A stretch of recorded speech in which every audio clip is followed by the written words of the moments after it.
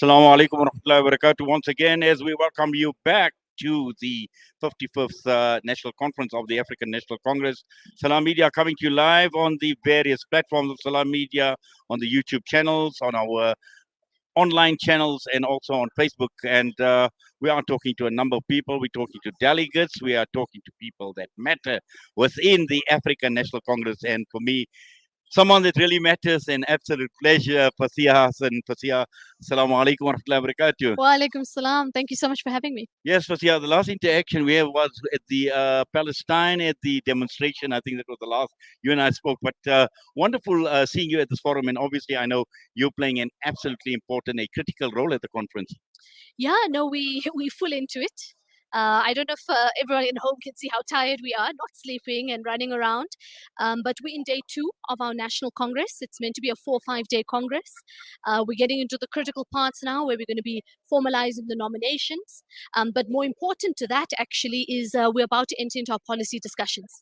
And that is really what more is going to affect South Africans' lives. Yes, absolutely. And I think, this morning we were at a press conference with Pulimabe, and he was talking about the delegates, and he mentioned a lot in terms of the process, just to make sure that everything is on track, all the delegates, verified, and making sure that they meet the criteria, because there are some very, very important decisions to be made apart from just the voting that is going to take place.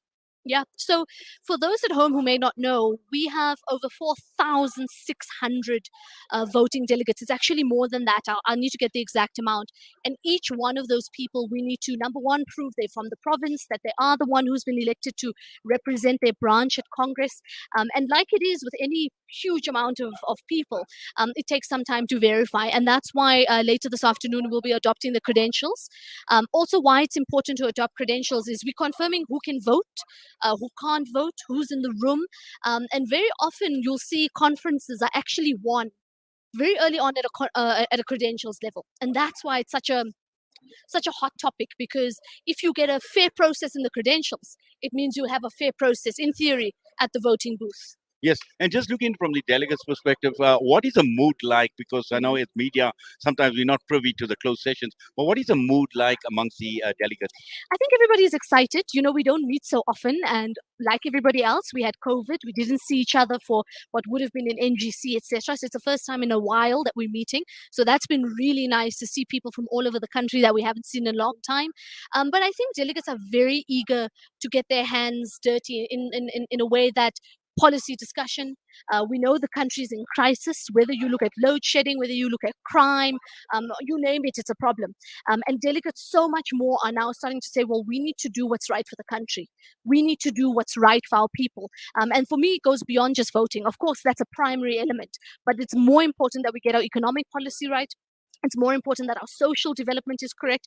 And fundamentally, what we're going to do around how we build society. And what's nice about it, Inayet, is that young people, delegates from across the space, are now saying that is the primary task of why we're here, let alone to elect anyone. Yes, and just looking at this 55th Congress in particular, how important is it for the ANC? I would say this is a watershed moment for the ANC. If you look at the ANC's history, I mean, we're over 18-year organization. We're a very old organization. And if you look at the history of the ANC, there are moments like this that really dictate the evolution of the organization. And that is something that we really need to focus on now. So I would say it's fundamentally important. But I'd also say it's an important election also for the country. Right? If you ask people outside of the ANC, if you ask community members, they'll tell you that we're at a point of breaking. We're at a point in which something has to happen, something has to change. And that change could be this conference. If we elect the right people who are ethical, who are anti-corruption, who have the capabilities, the credentials, that can turn things around in the country. Well, absolutely. And I think, when we are talking about transformation, and this is a good time for the ANC to see where the organization has come from, where it is right now. And which brings me to the question of organizational renewal. Yeah. Now, I know you are going to be at the forefront. You're going to be in the thick of things in terms of chairing this particular commission, because there are various commissions. But just looking or presenting, I would say, rather than chairing. So you would be presenting, and this, I think, is an important, it's a critical aspect for the ANC. and where it is right now and going forward. Yeah, so one of our biggest commissions or points of discussion this conference is what we're calling organizational renewal. For those who may not know, it's not just looking internally to the organization, it's these fundamental questions of how do we evolve? How do we get more young people? How do we have a better racial representation? How do we ensure that we're bringing in leaders who are not corrupt, leaders who do in fact represent us and what we want? So arguably, after the economic discussion, this is the most important one. And I'm very humbled that the ANC has asked me to report back. So the way it's going to work is there's different commissions, yes, but this particular one of organizational renewal, every single delegate will be in commissions that deal with this particular one. So you don't have to choose. Ordinarily, what you'd have international relations. We deal with Palestine, etc. You'd have economic, you'd have social. That's the day after tomorrow.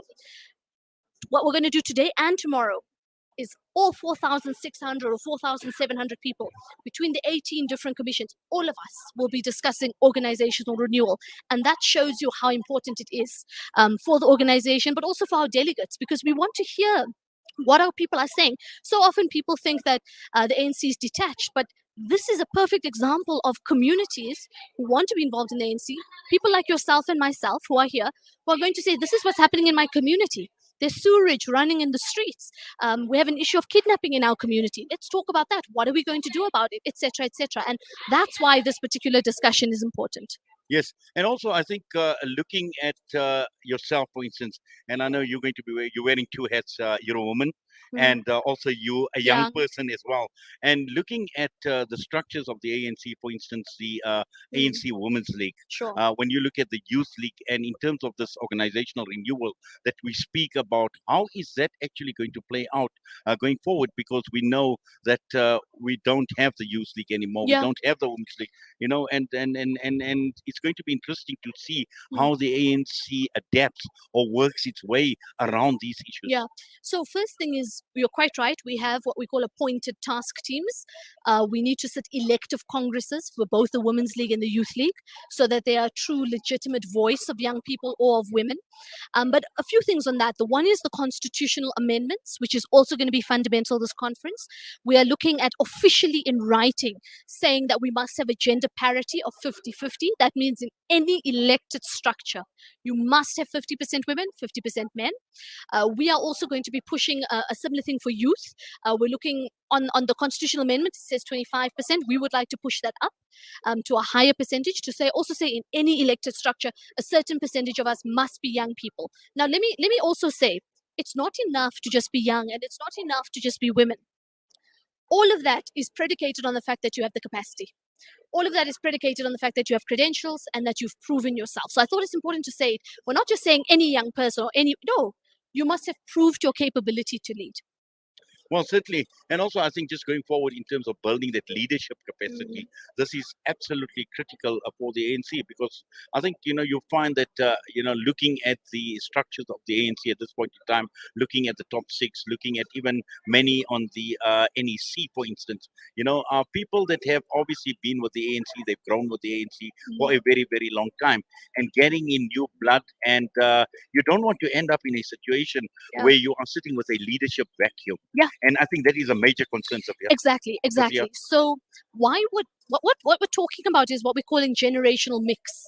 So we're trying to prevent that completely. What we want is a mix of people with the expertise who've been here for, to be honest, 40 years, 30 years, and then ourselves as young people. And what we want is that connection.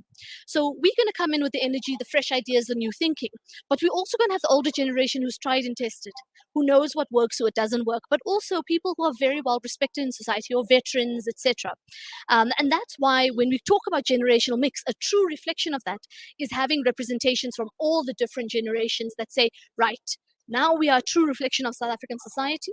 We can now move forward making decisions or pushing for policy or whatever it is, because it's a more reflective process. Because right now we have more people in the upper senior levels in terms of age, 60 plus onward, but the reality is the majority of the population is young. So we need to even it out a bit more, and we're hoping this constitutional amendment can help us do that, because then it's in black and white, it's in writing.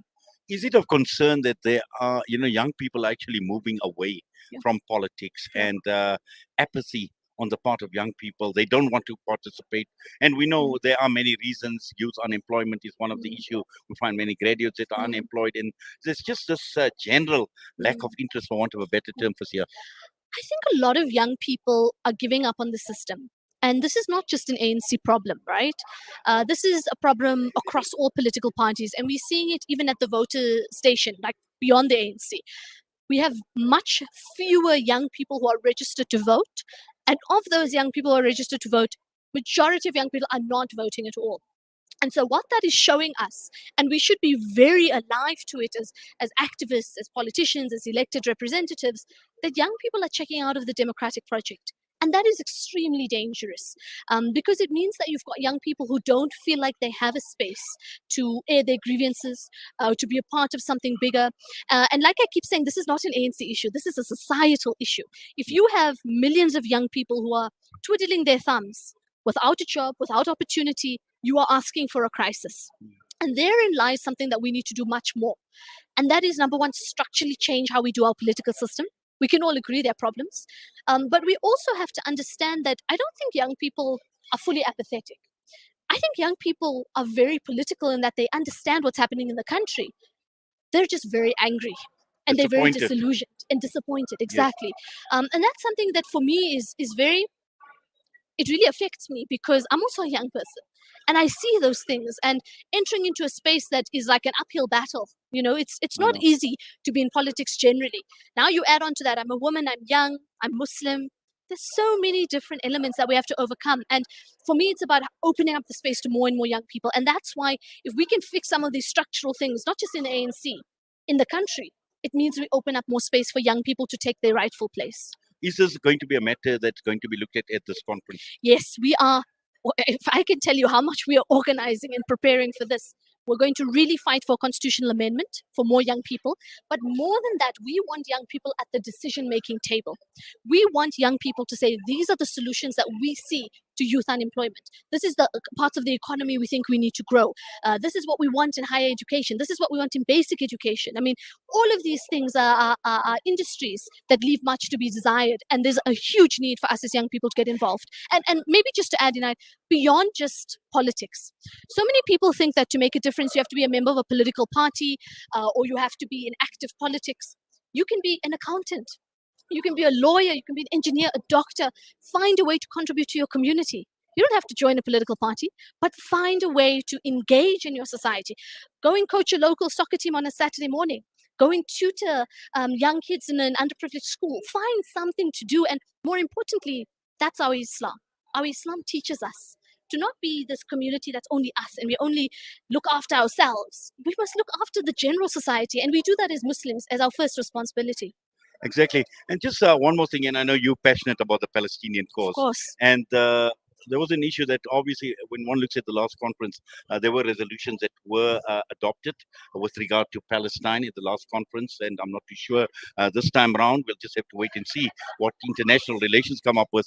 But there have been certain concerns with regard to the policies that were adopted that were not carried out. And, you know, there's a clear-cut example. In fact, somebody raised this issue with me yesterday and says that, you know, if you look at, for instance, the Palestinians coming to South Africa, visa requirements, whereas Israel citizens, no visa requirements. Now, these are the type of discussions that are coming up. So we're going to have an international relations commission that's going to deal with not just Palestine, a number of issues.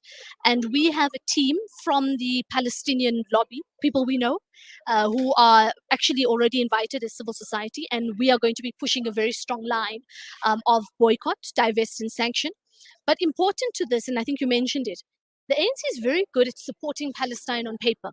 So the policies are great. We've agreed on a number of important things. We win the battles here. Where we now need to focus our energies, and this is again a societal thing, is on the government and the state alone.